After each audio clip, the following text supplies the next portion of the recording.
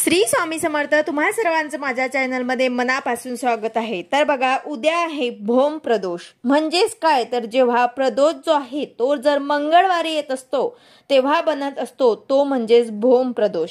ज्याप्रमाणे सोम प्रदोष म्हणजे जेव्हा प्रदोष हा सोमवारी येतो त्याला सोम प्रदोष म्हणतात, तसेच प्रदोष जर शनिवारी आला तर शनी प्रदोष होतो, रविवारी आला तर रवी प्रदोष होतो। त्याचप्रमाणे जेव्हा मंगळवारी येत असतो तर त्या वेळेला बनतो तो म्हणजेच भौम प्रदोष। आणि असा जो प्रदोष आहे तो महिन्यातून 2 वेळेला येत असतो आणि या वेळेला जून महिन्यातील पहिलाच प्रदोष जो आहे तो 4 जूनला म्हणजेच उद्या असणार आहे।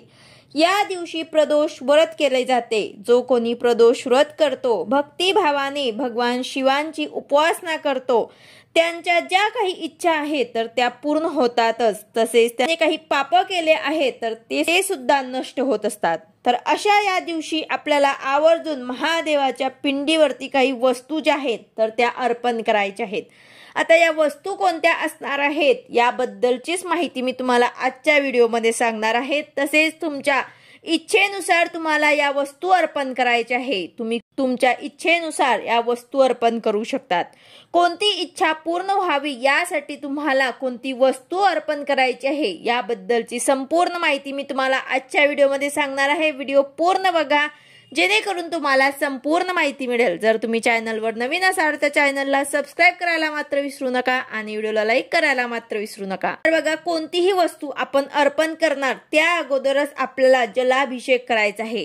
ह्या ज्या वस्तू आहेत त्या आपण प्रदोष काळीच म्हणजेच आपल्याला संध्याकाळच्या वेळेला 5:30 ते 7:30 हा जो काळ आहे म्हणजे सूर्य जेव्हा मावळतो त्या अगोदरचे 45 मिनिटं आणि मावळल्यानंतरचे 45 मिनिटं हा जो काळ असतो तो प्रदोष काळ असतो।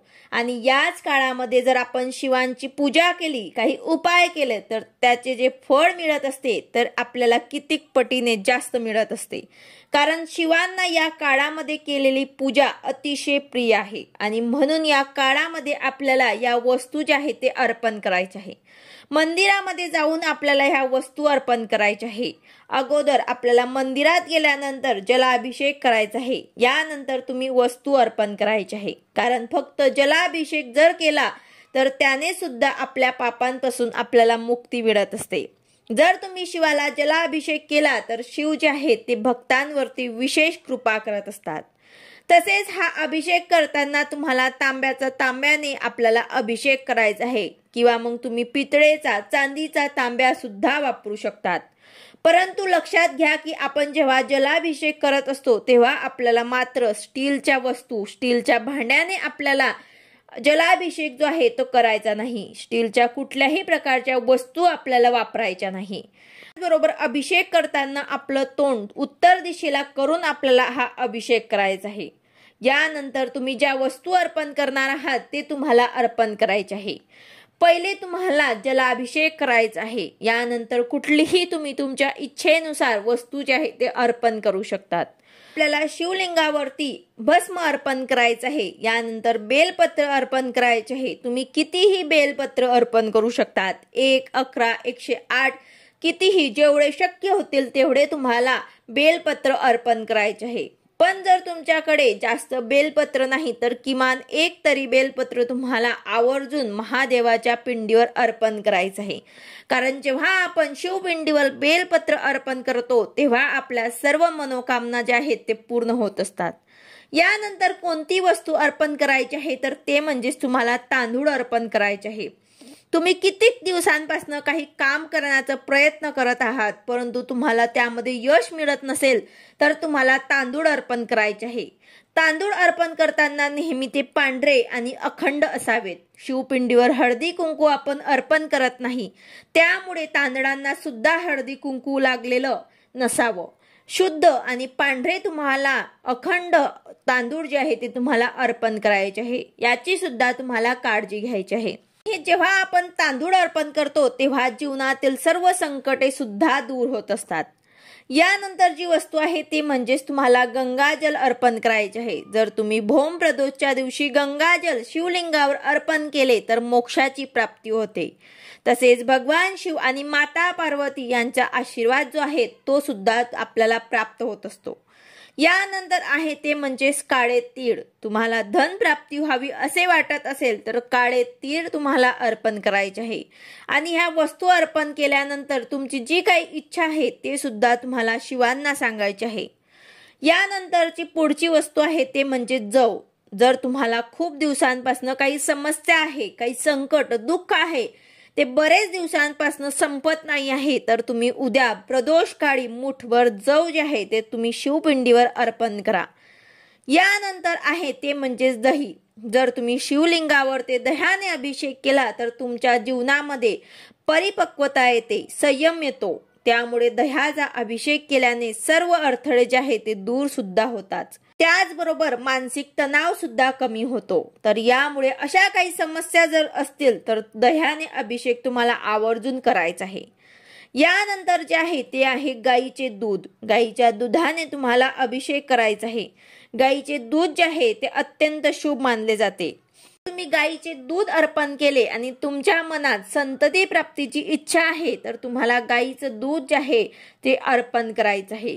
शिवपिंडीवर गाईचे दूध जर तुम्ही अर्पण केले तर नक्कीच तुम्हाला संतान प्राप्ती होईल. यानंतरची वस्तू आहे ते म्हणजेच मध. तुम्हाला शिवपिंडीवर ते मध अर्पण करायचं आहे. मध अर्पण केला तर आपल्या बोलण्यामध्ये सुद्धा गोडवा येत असतो आणि समाजामध्ये आदर आणि कीर्ती जे आहे ते मिळत असते.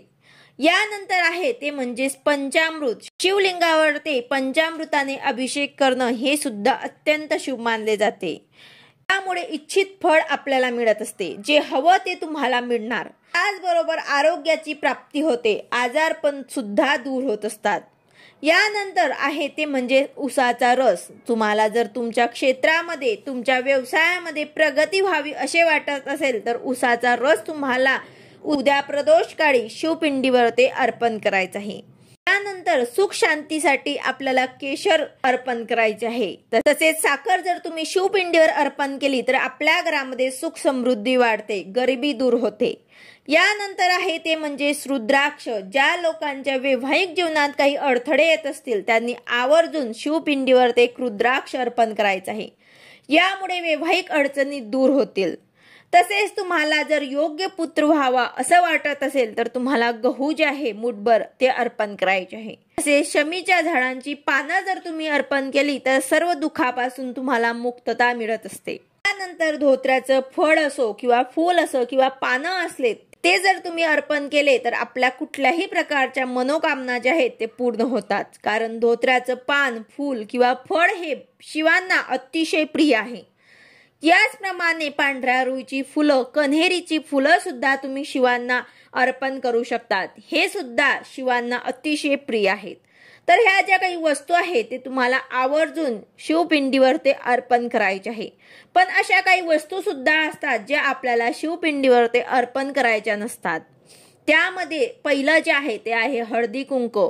चुकूनही तुम्हाला हळदी कुंकू शिवपिंडीवर अर्पण करायचं नाही. कारण हळदी कुंकू हे सौभाग्याचं मानलं जातं आणि महादेव हे जे आहे ते वैराग्य आहेत. त्यानंतर दुसरी वस्तू जी आहे ते दूध. दूध तुम्हाला कधीही तापवलेले, उकळलेले अर्पण करायचे नाही. केव्हाही आपल्याला शिवपिंडीवर दूध जे आहे ते कच्चे दूध आपल्याला अर्पण करायचे आहे. तसे शिवपिंडीवर ते केवड्याचे फूल सुद्धा तुम्हाला अर्पण करायचे नाही. त्याचबरोबर नारळ पाणी तुम्हाला अर्पण करायचे नाही. तसेच तुळशी पत्र, शेंदूर सुद्धा तुम्हाला अर्पण करायचे नाही. तर ह्या ज्या काही वस्तू आहेत ते तुम्हाला चुकूनही शिवपिंडीवर अर्पण करायच्या नाही. अशा प्रकारे तुमच्या इच्छाप्रमाणे तुम्हाला वस्तू जे आहे ते शिवपिंडीवर ते अर्पण करायचे आहे. उद्या भोम प्रदोष आहे. तुम्हाला संध्याकाळी प्रदोष काळावर ज्या वस्तू तुम्हाला अर्पण करायच्या असतील त्या वस्तू तुम्ही आवर्जून उद्या न चुकता अर्पण करा. व्हिडिओ आवडला असेल तर लाईक करा, शेअर करा, सबस्क्राईब करा. भेटूया अशाच नवीन व्हिडिओ सोबत. श्री स्वामी समर्थ.